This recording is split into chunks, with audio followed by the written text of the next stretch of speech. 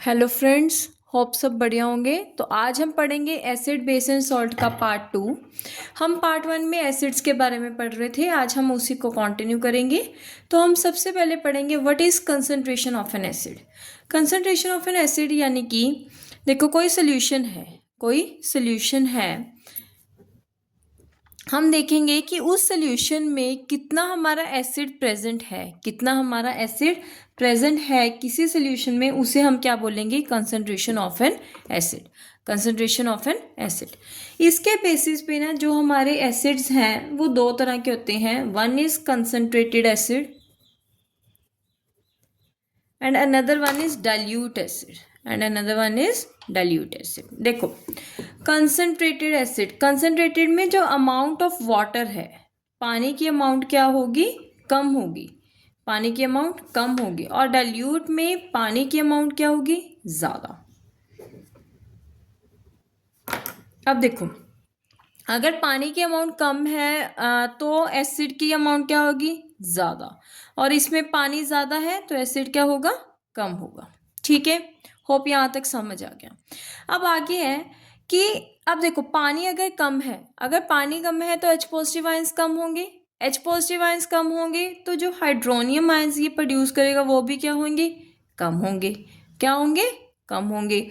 और डाइल्यूट में hydronium ions क्या होंगे, ज़्यादा। क्यों? क्योंकि पानी ज़्यादा है। जितना ज़्यादा वाटर होगा उतने ज़्यादा H पॉजिटिव आयंस होंगे, उतने ज़्यादा वो एसिड के साथ रिएक्ट करेंगे, तो हाइड्रोनियम आयंस इसमें ज़्यादा होंगे। ठीक है, अगर आपसे पूछ लें कि डाइल्यूट HCl ज़्यादा स्ट्रॉन्ग है या फिर कंसंट्रेटेड एसिटिक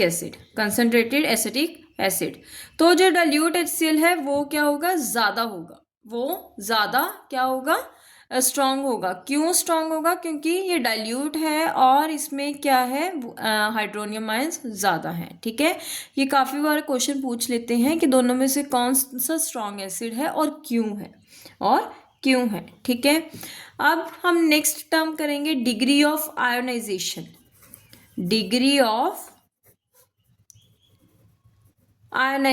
देखो सबसे पहले आयोनाइजेशन क्या है। आयोनाइजेशन यानी कि आयंस की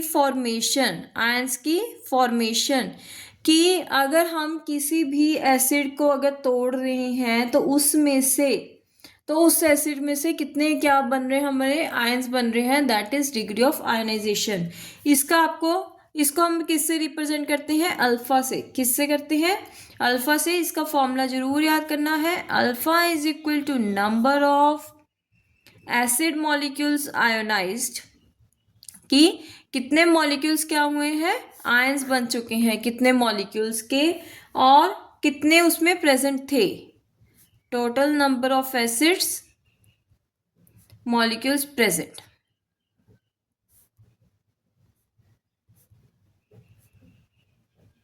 अब देखो डिग्री है तो इंटू 100 भी करेंगे, क्योंकि ये हमेशा की जो डिग्री ऑफ आयनाइजेशन है वो परसेंटेज में होती है, तो इसको 100 से हम क्या करेंगे, मल्टीप्लाई करेंगे।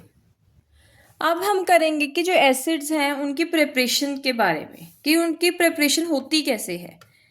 प्रिपरेशन ऑफ एसिड्स, देखो आपको डायरेक्ट क्वेश्चन नहीं आएगा कि what is right the preparations of acid. आपको रिएक्शंस आएंगी कि कंप्लीट द रिएक्शन, या फिर आपको कहेंगे कि इसकी फॉर्मेशन हम कैसे कर सकते हैं, क्या क्या हम यूज़ करेंगे कि इसकी फॉर्मेशन हो, इस एसिड की फॉर्मेशन हो।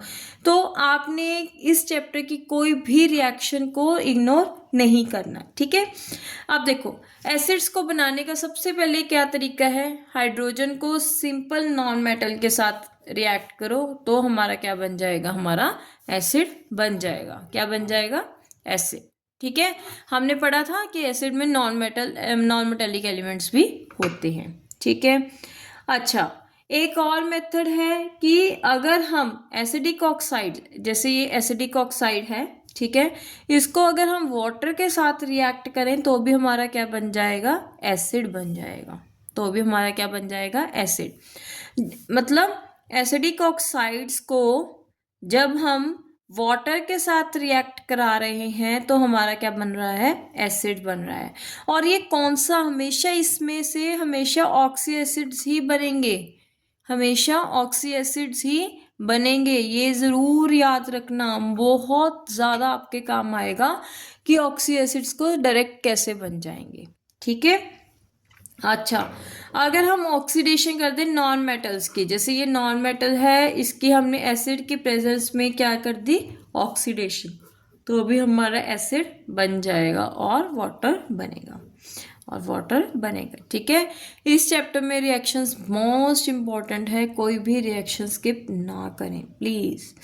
आगे है डिस्प्लेसमेंट। जैसे एक हमने सॉल्ट लिया और एक हमने क्या किया, एसिड ले लिया, और हमने क्या किया, एसिड ले लिया, तो इसमें से हमारा एक तो एसिड बन जाएगा, देखो इसमें से H गया और इसमें से Cl आ गया, तो जो पीछे बना वो क्या बन गया, एक सोल्ट बन गया। क्या बन गया, एक सोल्ट बन गया। ये भी एक मेथड है एसिड्स को बनाने का। ठीक है।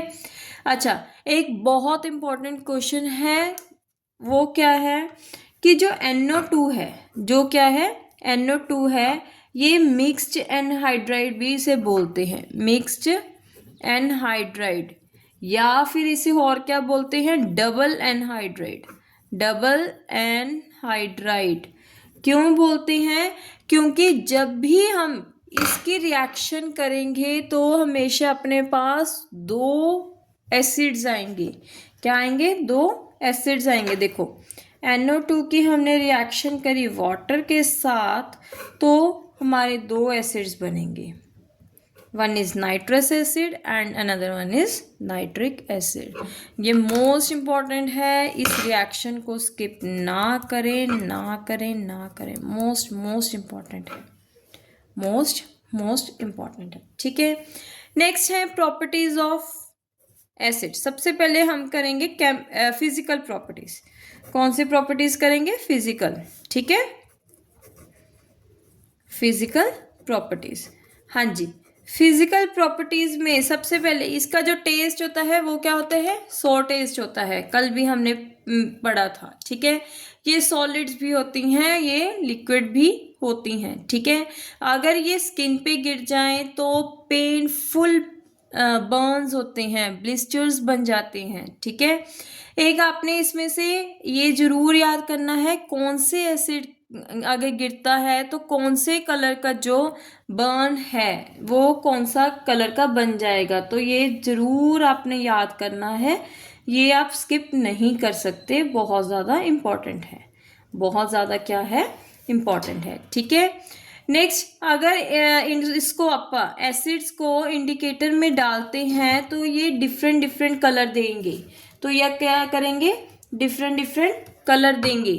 ठीक है, कौन कौन से कलर, जैसे अगर हम इसको लिटमस में डालेंगे, अगर हम एसिड्स को क्या करेंगे, लिटमस में डालेंगे, तो वो ब्लू लिटमस को ऑरेंज रेड लिटमस में चेंज कर देगा। ठीक है, और अगर मिथाइल ऑरेंज सोल्यूशन डालते हैं, मिथाइल ऑरेंज इंडिकेटर डालते हैं, तो वो ऑरेंज कलर को पिंक कलर में चेंज कर देगा। ठीक है, और अगर फिनोल्फथलीन डालते हैं, क्या डालते हैं, फिनोल्फथलीन, तो ये कलरलेस ही रहता है।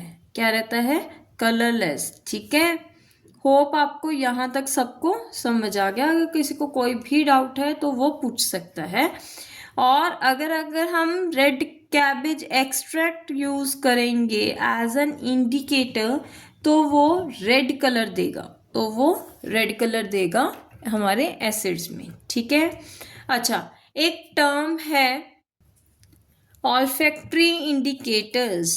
ऑल्फैक्टरी इंडिकेटर्स, देखो ऑल्फैक्टरी स्मेल से रिलेटेड होती है, ऑल्फैक्टरी वर्ड स्मेल से रिलेटेड होता है, यानी कि वो इंडिकेटर्स जो अगर हम उसको एसिड या बेस में डालें वो अपनी स्मेल चेंज कर लेता है, उन इंडिकेटर्स को हम क्या बोलते हैं, ऑल्फैक्टरी इंडिकेटर्स।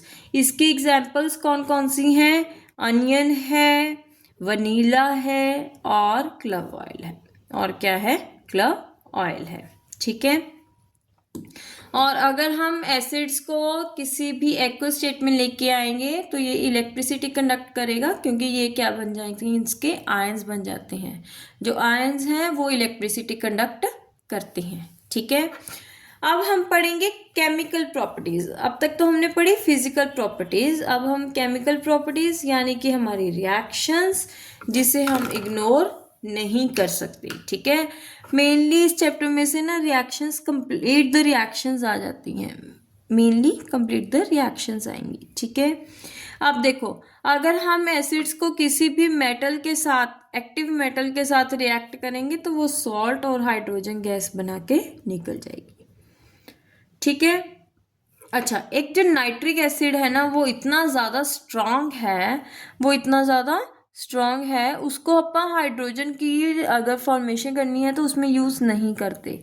क्यों नहीं करते? जो हाइड्रोजन है वो क्या, जो नाइट्रिक एसिड है, ठीक है, वो हाइड्रोजन को आगे वाटर में बना देगा और हमारा जो सॉल्ट था वो बनेगा नहीं, हमारे जो रिएक्शन का पर्पस था वो भी फुलफिल नहीं होगा। ठीक है, जो ये नाइट्रिक एसिड वाला क्वेश्चन है बहुत ज़्यादा रिपीट होता है। ठीक है, आगे ये न्यूट्रलाइजेशन रिएक्शन शो करती हैं। What is neutralisation? न्यूट्रलाइजेशन यानी कि जब एसिड और बेस आपस में रिएक्ट करते हैं, जब एसिड और बेस आपस में रिएक्ट करते हैं तो वो क्या बनाते हैं? सॉल्ट और वाटर, सॉल्ट और वाटर।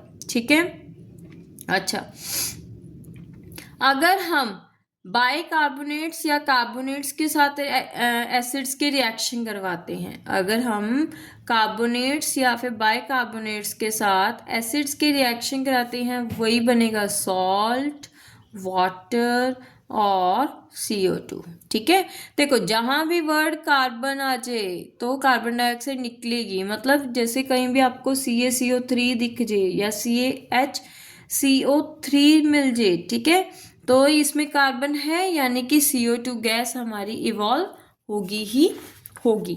ठीक है, अच्छा, अगर किसी में भी आपको सल्फाइड्स या फिर बाइसल्फाइड्स मिल जाते हैं तो वो कौन सी गैस निकलेगी? SO2 निकलेगी। कौन सी निकलेगी? SO2। देखो, अगर CaSO3 है, सपोज करो ये सल्फाइड, ठीक है, तो इसमें S आ गया तो SO2, इसमें C था तो CO2।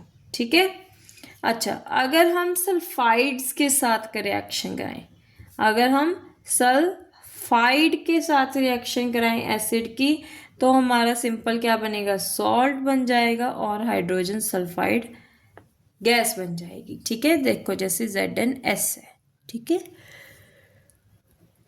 तो इससे हमारी क्या बन जाएगी? हाइड्रोजन सल्फाइड गैस बन जाएगी। ठीक है, और इसके साथ हमारा जो ये एसिड्स है वो हमारा कंप्लीट हो गया। होप आप सबको समझ आ गया। अगर किसी को कोई भी डाउट है तो वो कमेंट बॉक्स में कमेंट कर सकता है, तो मैं उसका शॉर्ट वीडियो बना के अपलोड कर दूंगी। Please like, subscribe and share.